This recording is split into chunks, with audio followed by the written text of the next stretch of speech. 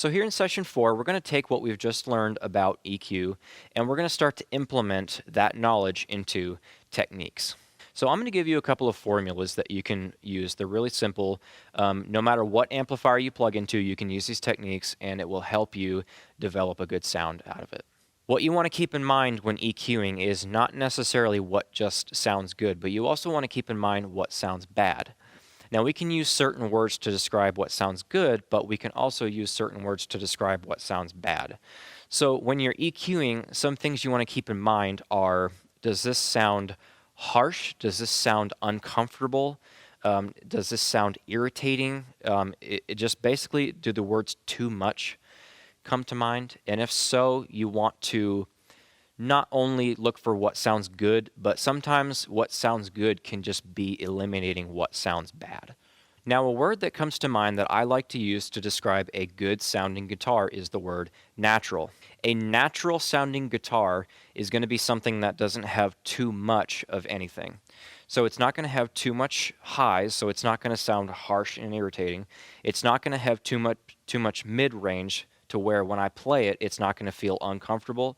And it's not going to have too much bass to where it just sounds boomy and I can't actually hear the treble in the mid-range, giving it that nice, crisp clarity.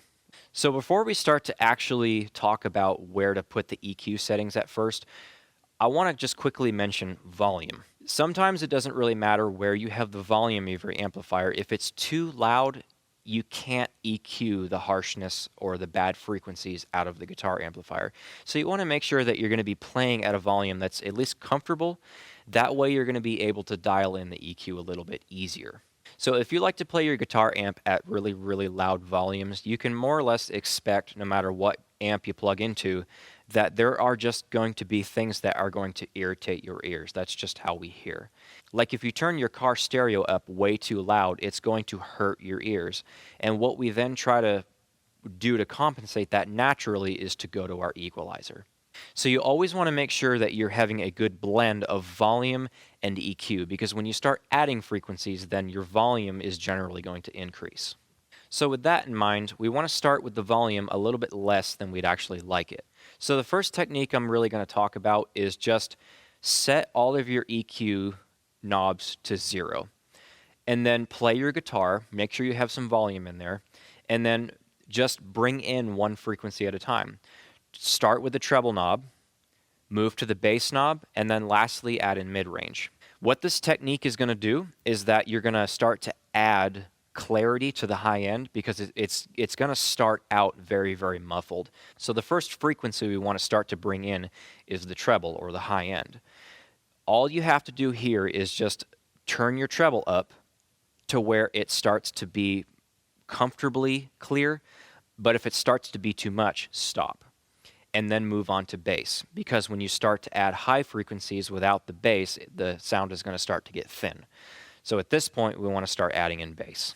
So after you've got your treble and your bass blended together, you then want to start to bring in your mid-range. Now, it's very, very easy to overdo mid-range or underdo it. If you underdo it, you're not really going to be able to hear all the good frequencies of your guitar. The mid-range is basically where your guitar lives. The mid-range of your amplifier will make or break your sound. If you have the mid-range set too high, it can just start to sound a little bit muffled and unclear. And what you don't want to end up doing is overcompensating your treble to achieve clarity, because it's just going to start to get harsh. So adjust your treble first, then adjust your bass, get those two comfortable, and then start to bring in your mid-range to where the mid-range is going to kind of glue the treble and the bass together. Another technique I like to use when plugging into an amplifier for the first time is relatively the same thing, except you're going to start with all the EQ knobs not at 0, but at 12 o'clock. So you already have frequencies dialed in. However, what you're going to do is now you have the ability to not only add frequencies, but if everything starts to be too much, then you can actually start cutting frequencies at that point. So if you get your EQ set, you turn your guitar on, pluck a chord, and then you bring in your volume, get it comfortable, then you can start to add or trim different frequencies. And I find this technique to also be very, very helpful. And there's a third technique that I'm going to go over briefly.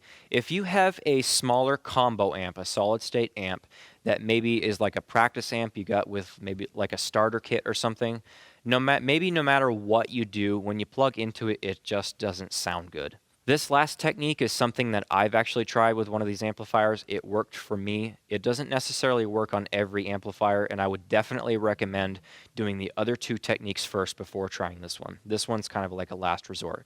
But what you want to do is take your treble, mid, bass, whatever EQ that amp has, and peg them. Turn them all the way up to 10. Keep your volume down, of course, when you do this, but start to bring in your volume, and you might find that that actually increases the clarity of the amplifier.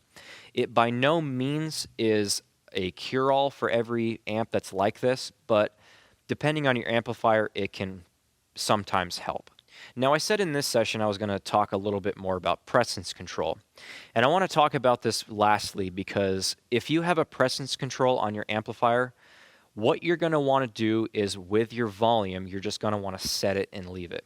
Pick a position for your presence control and then do these EQ techniques. If you have your presence set at 9 o'clock and then you try all three of these techniques and you're still just not getting the clarity that you want, reset your EQ, turn your presence up a little bit more, and then redo the process.